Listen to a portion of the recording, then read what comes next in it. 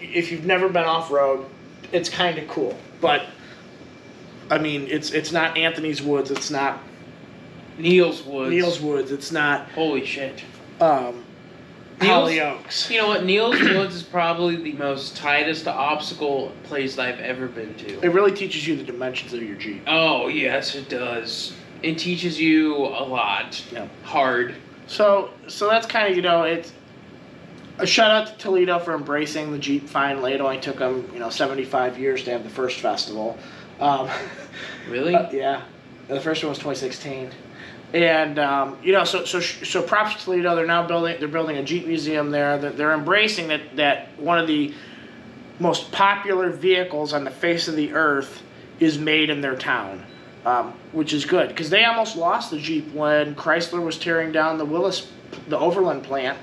They were going to move the Wrangler up to somewhere near Detroit, and that was going to be kaput for Toledo. And they did a bunch of tax breaks and land giving and all sorts of stuff to keep the Jeep in Toledo. And they did. And the new plant that Chrysler built is a state-of-the-art, world-class plant. And now they're actually expanding it and putting in a plant next to it that if you order customized Jeep parts from Extreme Terrain or whatever, they'll actually ship them to Jeep. They will roll your Jeep off the line into the modification plant next door, install whatever you've bought onto it, and that now will fall under your manufacturer's warranty. Which is cool. With the Jeep. And I think that's a program that's starting either in 2022 or 2023 because they're building the structure now.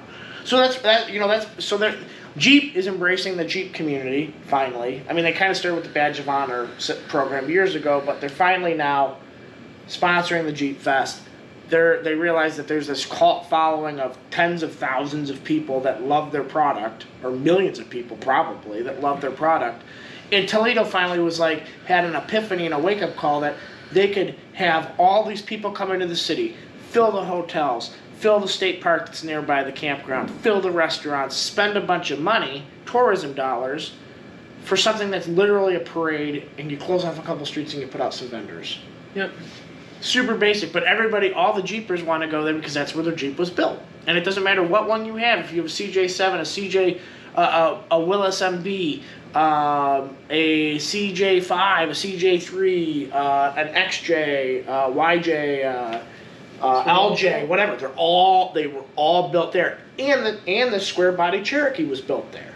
So all of that stuff was built in Toledo. So they're all that's home for those Jeeps. Wait, there wasn't a lot of XJs there to make me sad. There weren't, but again, it's cool. And you know where they're at? Crush yards. The haulers or junk cars. But no, it's cool. And I mean, and there's a lot of Jeep heritage in Toledo. And don't get me wrong, it's cool that the parade was neat. But really, after the parade, it was like you walk through the vendors, you're there for about an hour, and it's kind of like, okay, now what? I can only see so many JKs with angry girls before I'm like, oh cool, another JK with another angry girl. There's a lot of them. Yeah. I really want a girl with a light bar in it. I think you don't see many of those. I think it's badass. It is. It's cool. But like everybody has the same angry eyes and shark teeth angry girl, and it's like, oh cool, another one. I'm not dogging on. My mirrors are very unique Jeeps. Yeah. Well, yeah, I'm not dogging on those because everybody has their own taste, but it's just like...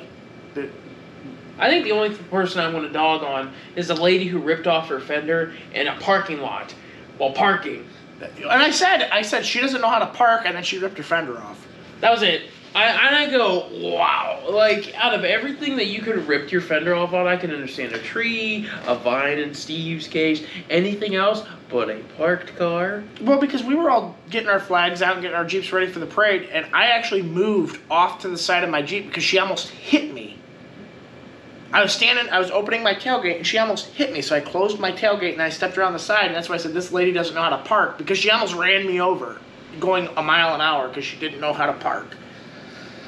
Rough. That was crazy. So, enough about Toledo Jeep Fest. But it was Greg, a good time. Overall, yeah, good time. It was a wonderful time. Greg, if you're listening to this, looking forward to seeing you again. Yep, and we got to get you on the podcast because you said you want to be on the podcast. So when we come up, we'll get him on the podcast. And I just want to let you know that you're a really great guy, and thank you for taking the time out of your day during Toledo Jeep Fest to talk to us. It means a lot. And steal John's hat because that was entertaining. Because I watched him do it because I watched him like sneak up behind you and then grab it.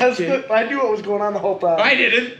Did you see the anger and rage in my eyes? I saw the laughter, the childish laughter in his face as he's sneaking up behind you, going like.